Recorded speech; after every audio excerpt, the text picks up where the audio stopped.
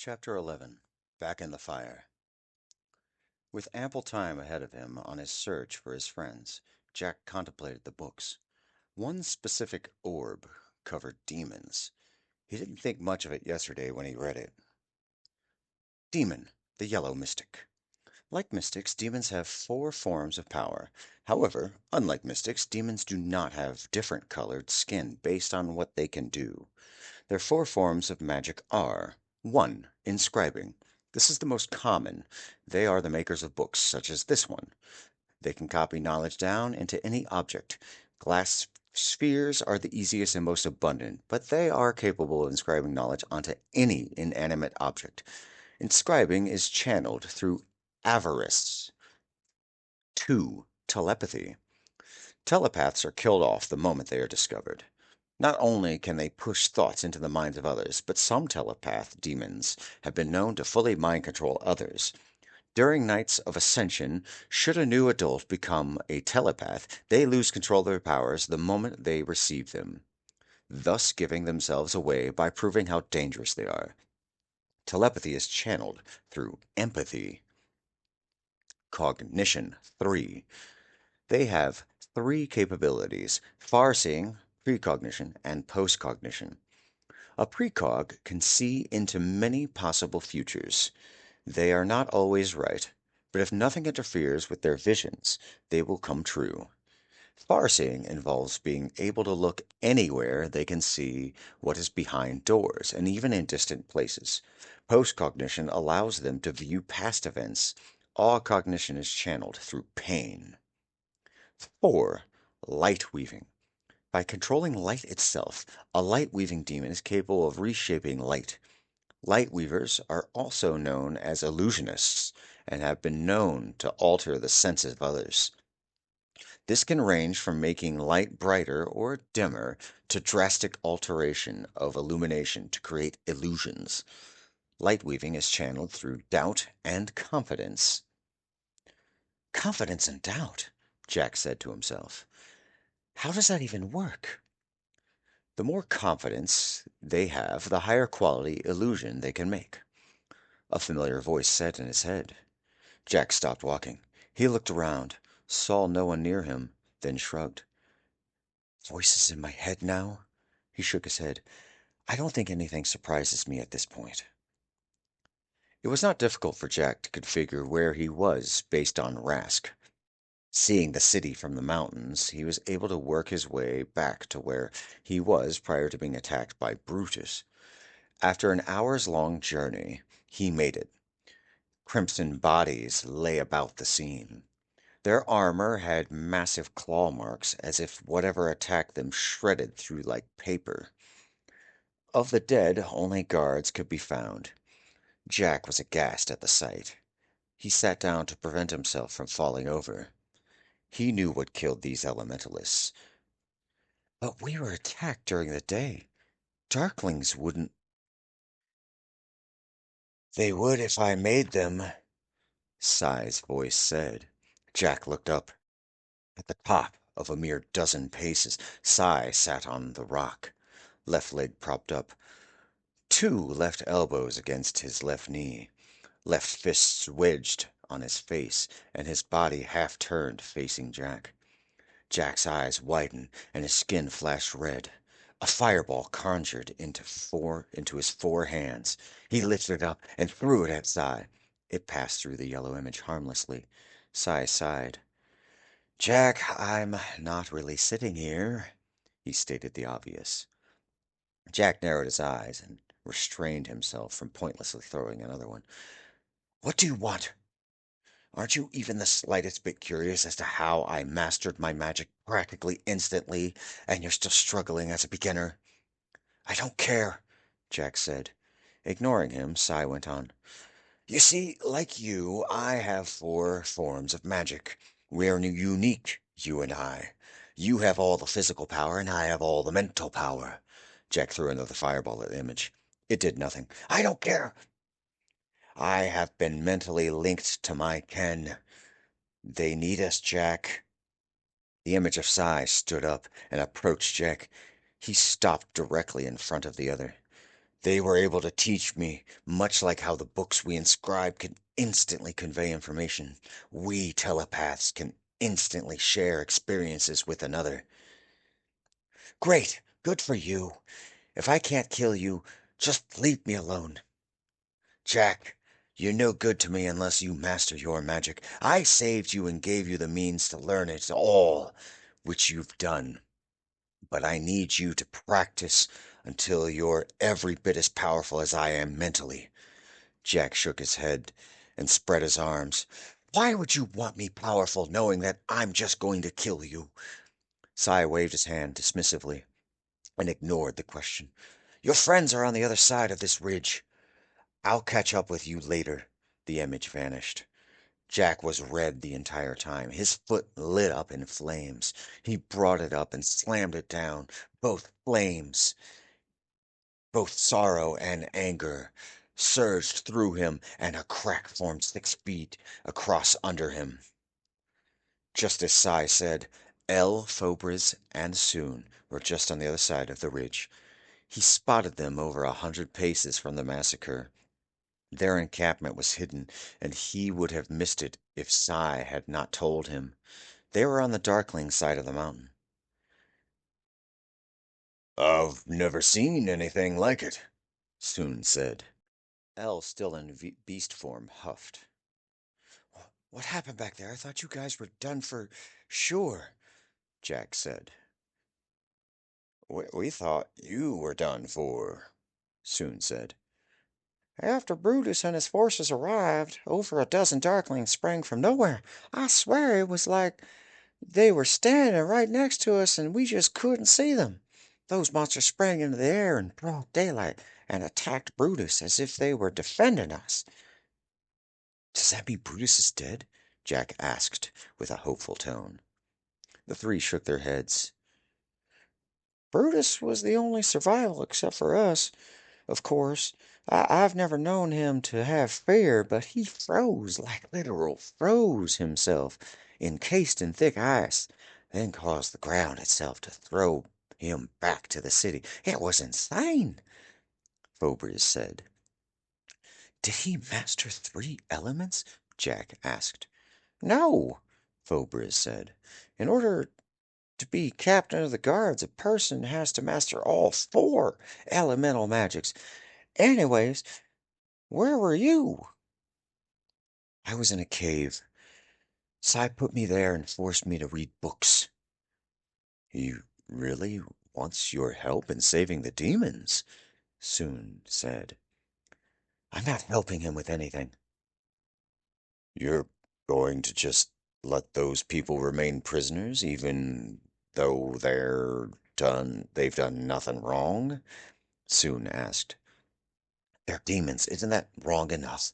Jack asked. Soon sighed. That's propaganda, Jack. Everything we've been told about them is a lie. Yes, you deserve your revenge with Sai, but those people, they don't deserve to be in there chained up and enslaved like that. Save your breath, Soon. He's blind, Fobris said. I'm not blind anymore. I healed that. You were blind? Fobris asked. Yes, in the cave I was blind from that bolt of lightning Brutus shot at us. One of the books I was forced to read taught me about healing. I haven't mastered the magic, but I did heal myself. Hang on.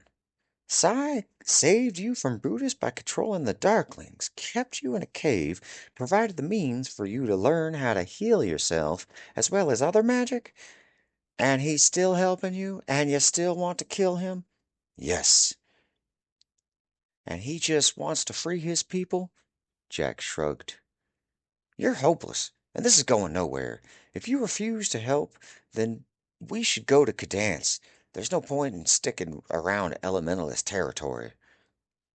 As if finally joining the conversation, El stomped a foot down to get everyone's attention. The three looked at him, and El turned around and walked away. They followed. El didn't walk very long. He stopped abruptly, and in a pointing fashion faced the dark land. Everyone looked, and their eyes widened with surprise. What is that swarming about down there? Jack asked.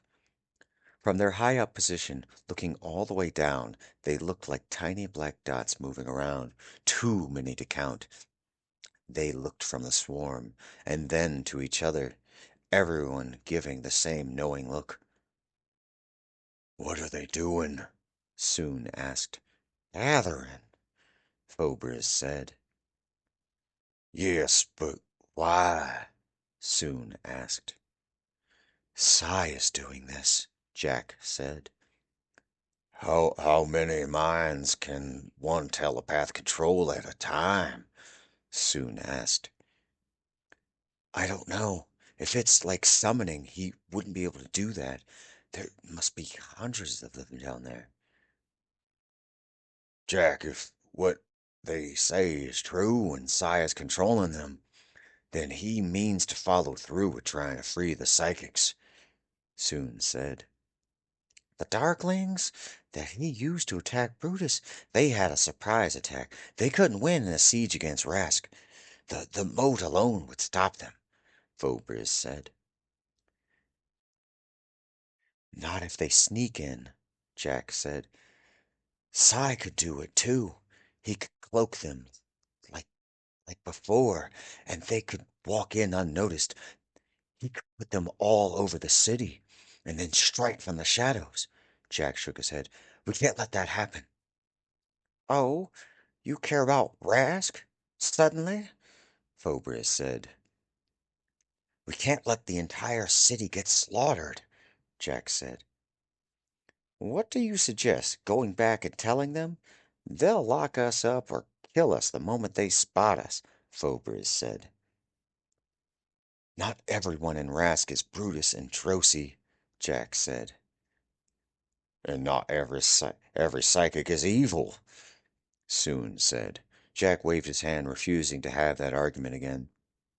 He stood up from his crouching position, turned and walked away. After a few paces he turned back to the others. You don't have to come with me. El followed, Soon followed, but Phobos stood, gritting his teeth. This is madness. We should just escape them. We should go to Cadance. He looked down at the Darklings, then to the south at the Time Weaver Nation. It would have taken over a week to get there on his own. He sighed, not wanting to be alone. He went with the others. He sprinted to catch up with them. They reached the base of the mountain. How do we get back in the city? Fobris asked. How do we warn them without going back to prison? Soon asked. El made a huff sound. Jack sighed. I've been thinking about that. Warning them would be easy. We could inform the guards anonymously. How? Fobris asked. Leave a note or something. What about getting in? Fobris asked a second time. That should be easy for me. I could time weave in. Soon put a hand on Jack's shoulder. That won't work. Why? Because elementalists are at war with time weavers. They have protocols in place. You'll die. Jack sat back down on an adjacent rock, placed an elbow on a knee and his fist against a cheek. He started to think. Wait 2 hours. It took us to get down here, and all you came up with was blur your way in and hand them a note, Fobris blurted. Both of you are older than me. What did you come up with? Jack demanded. Soon raised a hand, a shoulder length, to get their attention. Let's be logical about this. Our goal is to get in there and warn them of an impending attack. And we want to do that without them arresting us, right? Jack Fobris and El nodded. We sneak in. We can utilize disguises. Jack, you can do this better than anyone. You just don't use any magic. Me and Fobris can wear disguises, while Jack, you will be our kid. What kind of disguises? Jack asked. The dirt kind, Soon said. Won't they be looking for an elementalist, healer, beast, and me? They won't expect us to come back in. What we do is, we wait until the farmers are done for their day and we slip in with them. It's not hard to put dirt on our faces and body to look like we've been working all day. What about El?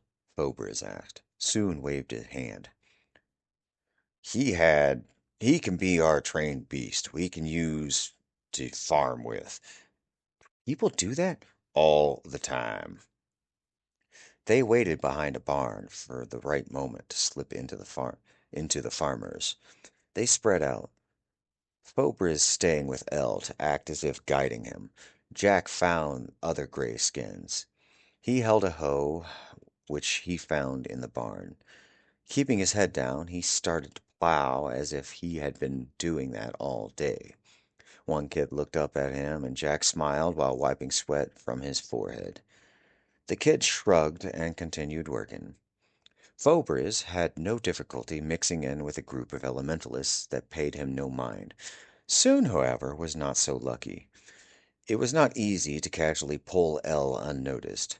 Half of the farmers looked at him with varying expressions of raised eyebrows, cocked heads, squinted eyes, and even one doubled arms akimbo. Soon nervously waved as he mounted El, to give an appearance of command on the beast. El played along, and they hooked him to a cart to drag along the already plowed field. After they started to work, Soon bent down and whispered to El, Sorry. I thought they were almost done.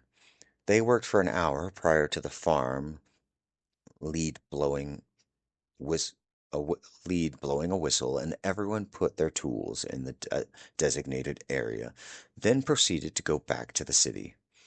Soon guided El to the stables. Sorry, dude, was all he said. Their plan worked, and no guards accosted them as they casually walked through the city gates. They met in an alley as soon as they could. Night was approaching. We have no idea when the Darklings will attack. It could be tonight, Jack said. Soon shook his head. No. Even if they started sneaking in tonight, which I doubt, they would want to sneak into optimum positions to attack key people in key places. Darklings would lose a direct siege. Fobers agreed. Jack shrugged. So we only know that it will be soon. If we warn them and nothing happens, then they won't believe Darklings will come at all. Regardless, at least we did the hard part, which was sneaking in undetected. How do we warn them now? Fobris said. We'll figure that part out later. Where can we sleep? Soon asked. My family should be able to shelter us, Fobris offered. Jack and Soon nodded. The three stood in the living room of a family 7 elementalists, all standing in double arms akimbo, glaring at the three. So, you were arrested, broke out of prison, came back to the city, and expect us to just break the law and house you three fugitives? The oldest elementalist said. I was hoping yes, Fobris said. The elder elementalists shook their heads disapprovingly. You know it's only a matter of time before you are discovered and arrested again. They won't put you in the same cell. You will go out to sea. They will put you. What will you do then? You know magic doesn't work over the ocean. Fobris, you're in deep trouble. The old ones softened their angry glare. Of course you can stay here. I won't let them have my child. They rushed over to Fobris and hugged him tightly. As tears welled up inside of his eyes, he looked at Jack. You saved my Fobris. I'm in your debt. Stay as long as you need. Fobris was grateful that embarrassment was not an emotion that produced magic. Thank you, Pantier. Pantier, the elderly one, started to walk away. We could shelter you, but don't have enough to feed you. You're a bit on your own for that. Lots of jobs are available. Jack cringed. More work, huh? How do we get jobs without getting discovered? Not very many people know what you look like, Jack, so you're fine. Soon is also from out of town, Faubourg said. What about you? Jack asked. Oh, I know some people, Faubourg said. Jack and Soon shrugged. End of chapter 11.